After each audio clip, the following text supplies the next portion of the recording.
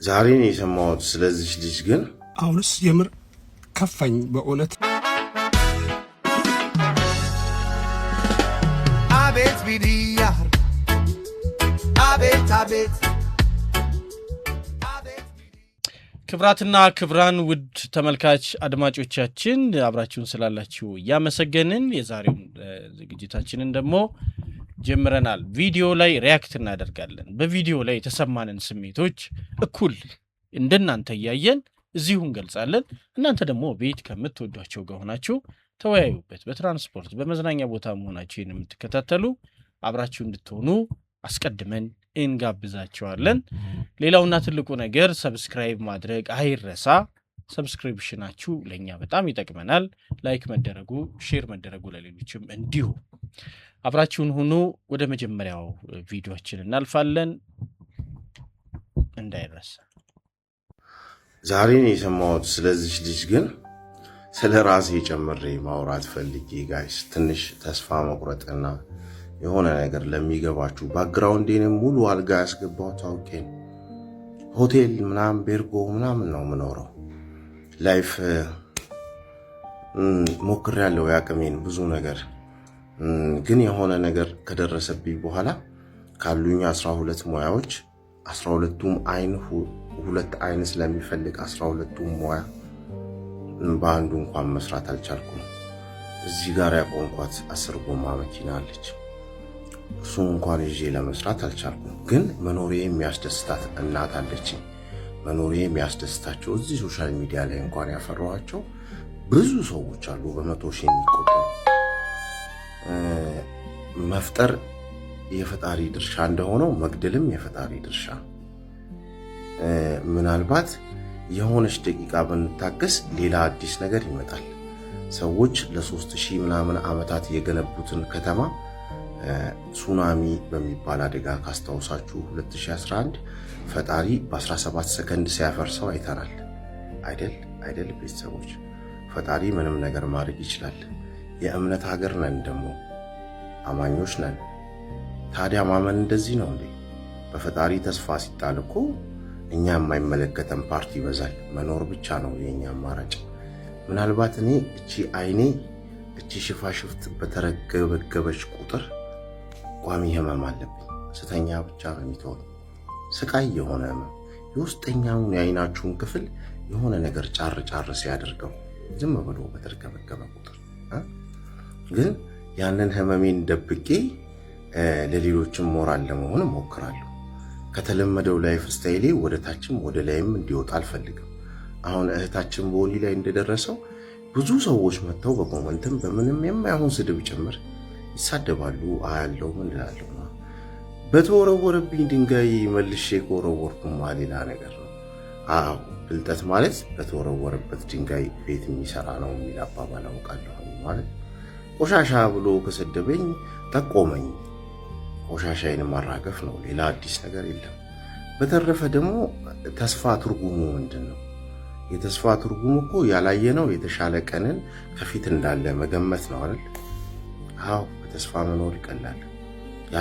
ያልኖርነውን ያለፋነውን ያክል በመሬት የታጀብን ሰዎች ስለበዛ እኔም የራሴን ተሞክሮ ልንገራችሁ ብዬ ነው። ሰሞኑን በተስፋ መቁረጥ ዙሪያ የብዙ ሰዎች ቪዲዮ እያየሁ ስለሆነ ስለ ሁሉም ነገር የሚያገባው ፈጣሪ ነው። ለእናንተ 1000 ቀን ለፈጣሪ 1 ቀን ሆነች። በማያገባን አንግባ። መኖር ደግሞ ያጓጓል። መልካም ቀን ይሆንላችሁ። ላያስችል አይሰጥም።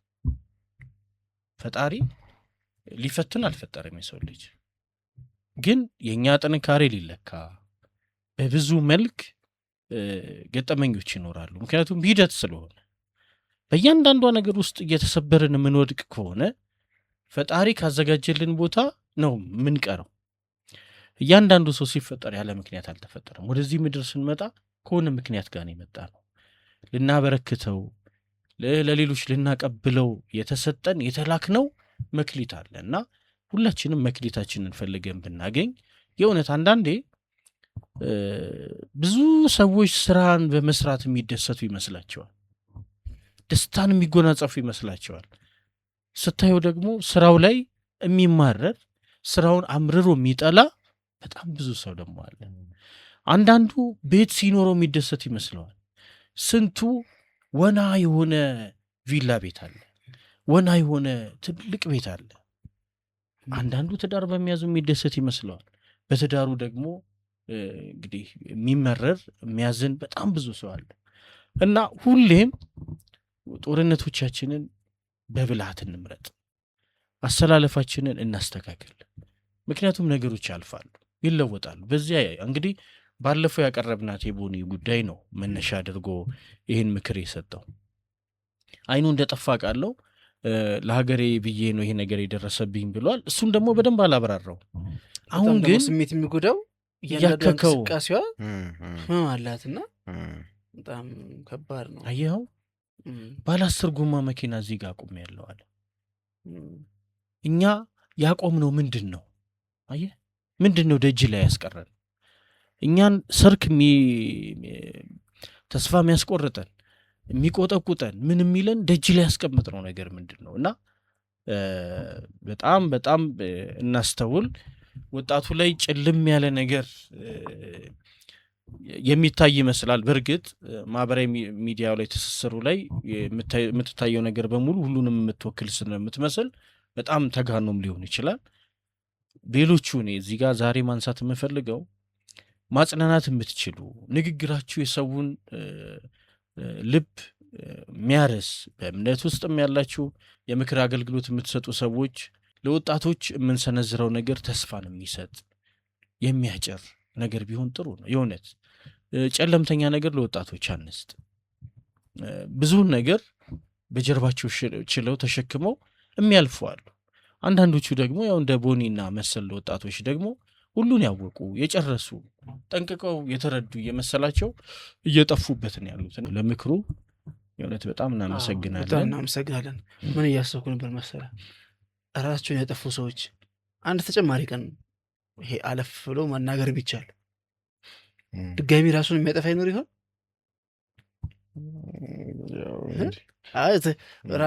እንኳንም ራሴን አጠፋው ብሎ የሚል ሰው ይኖር ይሆን? በማግስቱ ማናገር አይኖርም።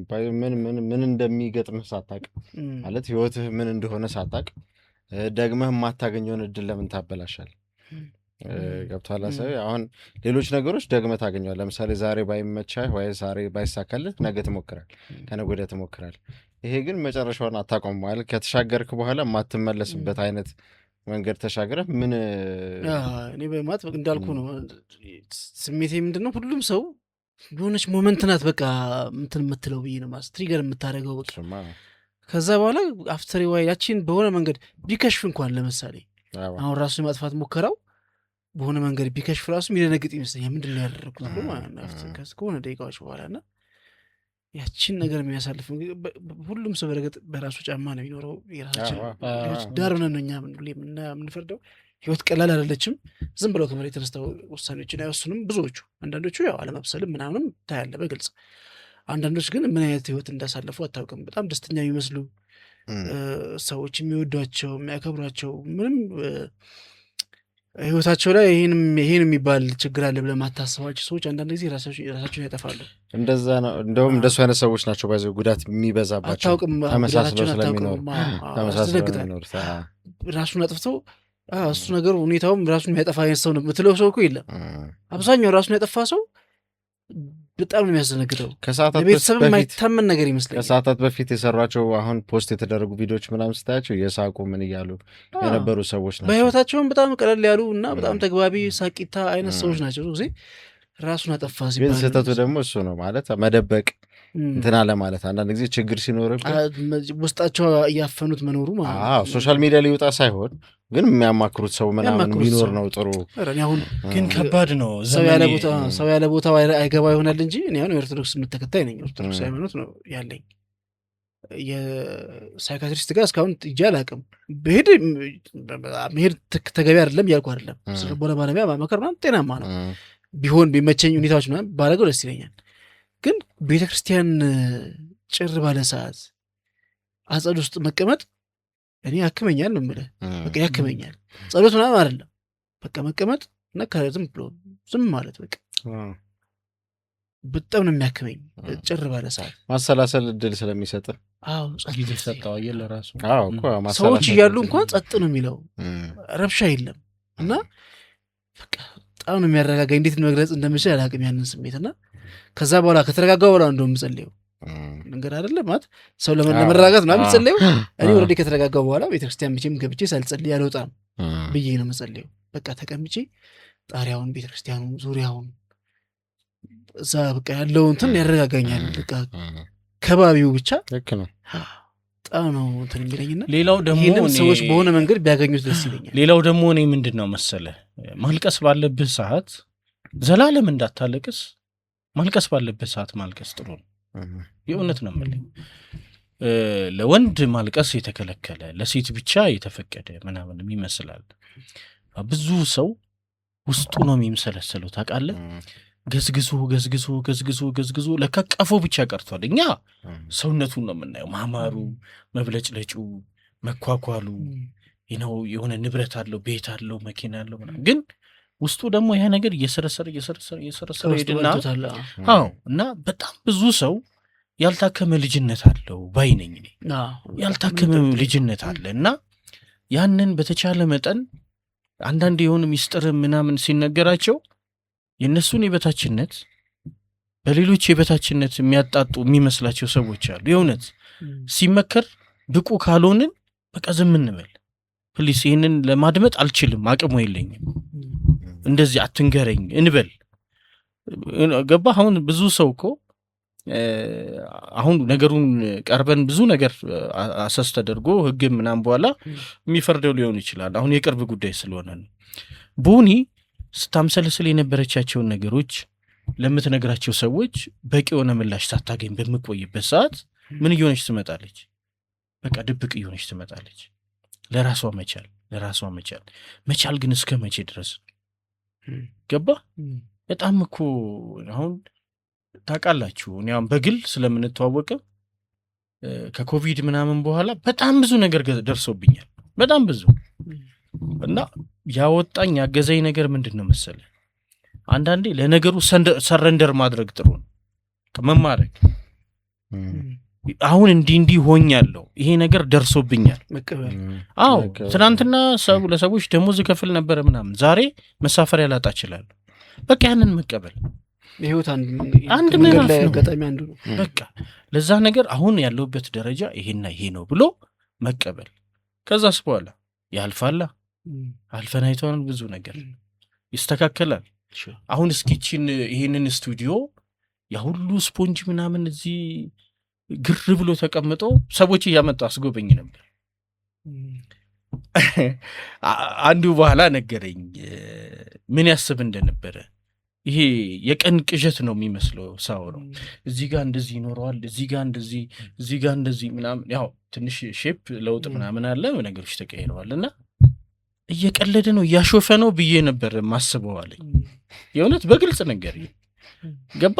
እዚህ ጋር በር የለም። አሁን እዚህ ጋር ቆመ፣ እዚህ ጋር በር አለ፣ እዛ ጋር እንትን አለ፣ እዚህ ስቱዲዮ እንትን ይኖረዋል ምናምን ስትል እያሾፈ ነው ምናምን ይመስላል። እና በቃ ሁላችንም የሆነ ነገር በቃ ምንጓጓለት ነገር በጣም ብዙ የሥራ ዘርፎችን ቀይሬያለሁ። ስለእውነት በጣም ብዙ ደስታ አጥቼባቸው ማለት ነው።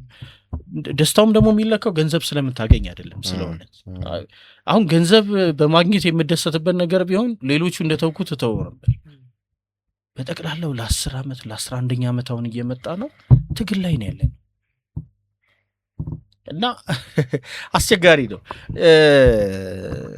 አሁን ሳሚ እንደዚህ ሆነ ነው እንጂ ከመሆኑ በፊት ምን ላደርግልህ ደግሞ ሰው አይልህም።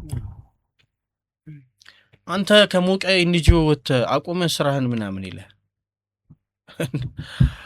እንግዲህ እናንተም ሀስሎች ይኖራሉ የገጠሟችሁ ነገሮች ምናምን እና ምናልባት የሆነ ነገር ስናቀርብ የሆነ ቦታ ላይ ምናምን ስንገኝ በጣም በብዙ ሸክሞች ውስጥ ነው ያለነው እና ለሌሎች መጽናናት ቢሆን የሆነ ትናንትና ትቢያ የነበረ ነገር ትቢያው ተሰብስቦ የሆነ ግዘፍ ነስቶ የሆነ አካል ሊሆን እንደሚችል ማመን። ስለዚህ ነገን ያሻገራል። በዛሬ ነገር ውስጥ ባለመብላት፣ ባለመጠጣት፣ ባለመደሰት፣ በማዘን ውስጥ ነገ ደስታ እንዳለች ማሰብ እሱን ብንቀበል ጥሩ ነው ብዬ አስባለሁ። እና ሁሉም ብቻ ፈጣሪ ይጨመርበት። በየቤተ እምነታችን ደግሞ ጸሎት እናድርግ። ምንም ጥያቄ የለም። አሁንስ የምር ከፋኝ በእውነት እግዚአብሔር ለምንድን ነው ዝም ያልከው? በጣም ከአቅሜ በላይ ሆኗል። እግዚአብሔር እባክህ እባክህ፣ በጣም ፈተናዎቼ በጣም በዝተዋሉና እባክህ እግዚአብሔር ሆይ የሆነ አንድ ነገር አድርግልኝ። በጣም እግዚአብሔር ሆይ እባክህ፣ አንተ ነህ ጉልበቴ፣ አንተ ነህ አለኝታዬ፣ ዘመዴም አንተ ነህ። እባክህ እግዚአብሔር ሆይ አግዘኝ። በጣም ከፋኝ፣ አልቻልኩም ፈተናዎቼን። አባቴ እባክህ እርዳኝ እባክህ እግዚአብሔር ሆይ። እና በቃ ጊዜን ጠበቅኩ፣ ብዙ ጊዜ ጠበቅኩ። እግዚአብሔር ሆይ ትመጣለህ እያልኩ ጠበቅኩ፣ ግን ምንም ሊሆን አልቻለም። እግዚአብሔር ጸሎት ነው አይደል? ጸሎት እንደዚህ ነው የሚጸለየው ማለት እኔ እንጃ ነኝ። እንግዲህ በደል እኮ ሊደርስብህ ምናምን ይችላል፣ ግን እኔ አይገባኝም። ማንን እዚህ ሶሻል ሚዲያ ራሱ እንትን እንደዚህ አይነት ነገር መሆን ያለበት ለብቻ ከፈጣሪ ጋር መነጋገር ያለብህ። ሰው አይቶት ምን እንዲያደርግ ነው? አሁን ብሶት እንዲሰማው ነው? አይዞህ እንዲልህ ነው? የሰው አይዞህ ቢል ምን ይጠቅማል? ፈጣሪን ነው እየጠየቅ ያለው አይደል? ፈጣሪ ነው አይዞህ እንዲል የምትፈልገዋል። እኔ ደስ አይለኝም እንደዚህ አይነት ነገር። ጸሎት ከፈጣሪ ጋር ለብቻ ነው መደረግ ያለበት። የቀረበበት መንገድ ምናምን አግባብ ነው ብዬ አላስብም። ስለ እውነት ማለት ቦታው አይደለም፣ ግን እግዚአብሔር እያልክ ካሜራ ፊት ፊልም ሹራ አድርጉልኝ ነው ምንድነው? በዛ መልክ የልጁ ህመም እንዳለ ሆነው ይሄን ሳይገባው ቀርቶ አይመስለኝም። አሁን ካሜራ አስቀምጦ ሲቀርጽ እየጸለየ አይመስለኝም። አይደለም የድካሙን እና የስብራቱን መጠን እንድናውቅለት ነው እንጂ። ስለዚህ ሲምፓቲ ከኛ እየፈለገ ማለት ነው። ኤግዛክትሊ ይህንን ጸሎት ጸልዮታል እሱ ብዬ አስባለሁ። ከራሱ ጋር ብቻውን አንድ ጊዜ ብሎት ይመስለኛል እጅ ሊሰጥ ሲል ለእኛ ያጋራል እንጂ ቦታው እንዳልሆነ ሊጸልይ ብሎ ስልክ እንዳልከፈተ እርግጠኛ ነኝ። ህመሙ እንድናውቅለት ነው ብዬ ነው መልእክት ለማስተላለፍ ነው ያደረገው። እና ምንድን ነው እኔ ምናልባት የዝግጅት ክፍላችንንም ቁጥር እናስቀምጣለን። ያገኘን ማለት እያንዳንዱ ነገር በገንዘብ የሚፈታ አይደለም ምናምን፣ መደመጥ የሚፈልገው ነገር ሊኖር ይችላል። የስነ ልቦና ማማከር አገልግሎት አለው ቢሮአችን። ስለዚህ የእኛንም ቢሮ እንግዲህ ማግኘት ምናምን ይቻላል። ሲያወሩት ሲያካፍሉት ይቀላል ነገሮች። እንደ ጠቅላላው ግን የምለው ነገር ይሄ የሚበረታታ ጉዳይ አይደለም ጨርስ። ወደ ማህበራዊ ሚዲያ ይዘን የምንሄደው ነገር በእውነት በቀናት ውስጥ፣ በሳምንታት ውስጥ፣ በወር ውስጥ ሊፈታ የሚችል ነገር ሊሆን ይችላል። እኛ ግን ይሄ አንዴ ሪከርድ አድርገን ያስቀመጥነው ጉዳይ ሰዎች የሚቀባበሉት ለዘለንታ ዓለም የሚያዩት ነገር ነው እና የሆነ ስልክ ላይ ይኖራል። ገባ? ስለዚህ ይህንን ጥንቃቄ እናድርግ። ችግሮቻችን የእውነት ያልፋሉ በማንኛውም መንገድ። ምንድነው ችግሬ ሊያልፍ አለፋኝ ነው አይደል? ያልፋል ነው ያው ነገሩን እንትን ለማድረግ።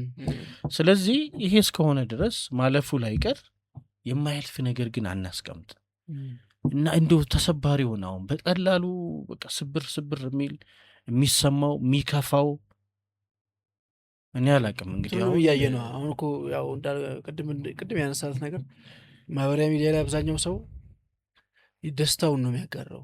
ብዙ ሰው ደስታውን ሴሌብሬሽኑን ሲበላ ሲጠጣ ምን ሲል ምናምን ሰዎች ያንን እያዩ የእነሱ ትንሽዬ ስትራግል ምንድን ነው የኔ ላይፍ የማይቀየር ሰው እንዲህ እያለ ነው ምናምን ዲፕ ኢንሳይድ የእሱ ላይፍ ብቻ አልቀየር ያለ ይመስለዋል። እነዛ ሰዎች 24/7 ሪላክስ እያደረጉ ይመስለኛል። ይሄ ነገር ብዙ ሰዎች ላይ በቃ ቶክሲክ ነገር አእምሯቸው ላይ ያስቀመጠ ይመስለኛል።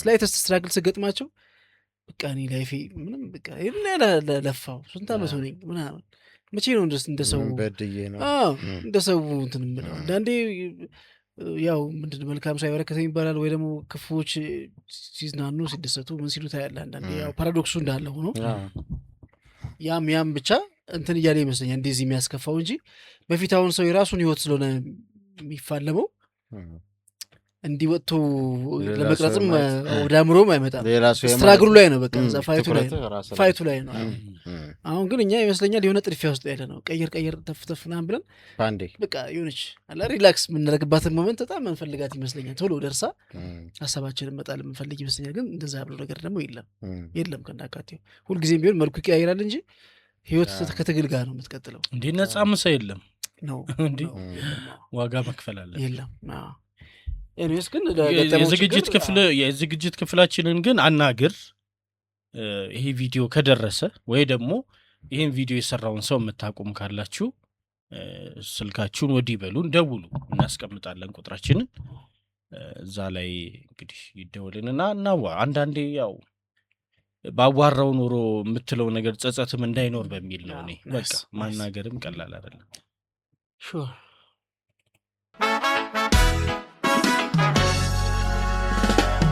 Abet vidiyar